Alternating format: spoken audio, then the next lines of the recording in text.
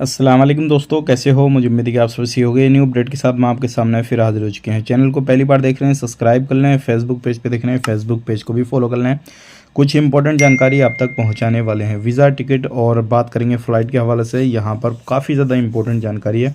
Checking, गिरफ्तारी के हवाले से बात करेंगे। सबसे पहले हम बात कर लेते हैं यहाँ पे, अगर कोई भी बंदा अपनी वाइफ को बुलाना चाहता है कुवैत के अंदर, अभी जो फैमिली वीज़ा चालू किया गया है, तो वो सोच रहा है कि मैं यहाँ पे बुलाने के बाद में इकामा वगैरह लगवा लेंगे, काम वगैरह शुरू कर देंगे। तो ऐसा बिल्कुल नहीं है। वर्क वीज़ा में वो कन्वर्ट नहीं होगा।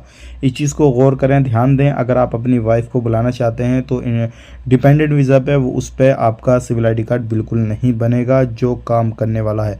तो इस चीज़ का ख़ास करके आपने ध्यान देना है, क्योंकि इस चीज़ को बहुत सारे लोग इग्नोर करते हैं। और यहाँ पर अगली अपडेट आ रही है निकल के, अगर आप किसी भी तरीके से कुवैत के अंदर रहते हैं तो आपके पास में कोई भी कॉल आता है, व्हाट्सएप पे कॉल आए, डायरेक्टली वीडियो कॉल आए या फिर ऑडियो कॉल आए, कैसे भी कॉल आता है, डायरेक्टली कॉल आए और आपसे बोला जाए कि मैं मिनिस्ट्री से बात कर रहा हूँ, आपके पास में जो सिविल आईडी है वो एक्सपायर होने वाला है या हो चुका है, किसी भी तरीके से कोई ना कोई बहाना लेकर, या फिर मैं बैंक से बोल रहा हूँ आप हमें नंबर दीजिए, OTP आएगा वो दीजिए, तो यहाँ पर मिनिस्ट्री ने साफ साफ मना कर दिया कि ऐसे आपकी कोई भी जानकारी वीडियो कॉल पे इस तरीके से नहीं ली जाती है और ना ही आपसे OTP मांगा जाता है। तो सावधान रहें, सतर्क रहें, क्योंकि इस तरीके की बहुत ज़्यादा कंप्लेन दर्ज की जा रही है। बात कर लेते हैं यहाँ पे अगली खबर की तरफ। जो अगली खबर आ रही है निकल के, ये काफ़ी ज़्यादा इंपॉर्टेंट है। ये उन लोगों के लिए हैं जो लोग सफ़र करना चाहते हैं और वो सोच रहे हैं कि हम इस टाइम पे सफ़र करेंगे तो क्या हमारे लिए आसानी रहेगी या मुश्किल रहेगी। तो देखिए, रमज़ान का महीना आ रहा है भाइयों।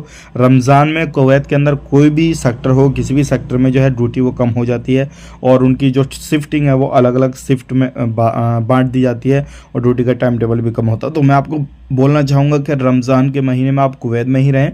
बाकी ईद के मौके पे जो है, ईद के बाद में या ईद के समय जो है आप आ सकते हैं, अपनी फैमिली में ईद आके मना सकते हैं। तो ये मेरी तरफ से एक राय है। बाकी आप अपना कमेंट करके बताइएगा कि आपने कब तक का इरादा किया। बहुत सारे लोग इससे रिलेटेड हमें कमेंट कर रहे थे। बात कर लेते हैं यहाँ पे अगली खबर की तरफ। जो अगली खबर आ रही है निकल कर, टिकट के जो प्राइस हैं, बहुत सारे लोग हमसे मालूम कर रहे हैं टिकट के जो प्राइस हैं नॉर्मली जो चलते हैं वही चल रहे हैं अभी, ना कोई गिरावट, ना किसी तरीके से इंक्रीज़ वगैरह कुछ भी नहीं हुआ है।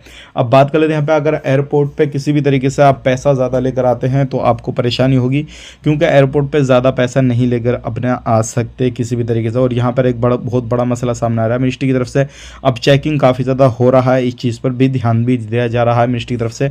और जितनी भी जो कुवैती लोग हैं या फिर किसी भी तरीके से कंपनियाँ चला रहे हैं या फिर जो एक्सचेंज कंपनियाँ जो पैसा ट्रांसफ़र करती हैं, तो उनसे भी ये रिकॉर्ड मांगे जा रहे हैं कि कौन बंदा कितना पैसा ट्रांसफ़र कर रहा है, उसकी सैलरी के हिसाब से ये सारी चीज़ें देखी जा रही हैं। तो अगर आपकी सैलरी कम है, पैसा ज़्यादा भेज रहे हैं आप, तो आपसे एक ना एक दिन पूछताछ हो सकती है। आप काफ़ी ज़्यादा ध्यान से, सावधानी से अपना पैसा ट्रांसफ़र करें और ऐसे लोगों से तो बिल्कुल बचें जो 2 नंबरी से भेजते हैं। बाकी आप अपने हिसाब से देखिएगा। हालांकि इस चीज़ को जो है बहुत ज़्यादा सख्ती जो है की जा रही है इस चीज़ पर, और हर कंपनी से, हर बंदे से जो है इस चीज़ का हिसाब किताब भी लिया जाएगा अगर कुछ वो पकड़ धकड़ में आता है। वीडियो अच्छा लगा लाइक करें, शेयर करें।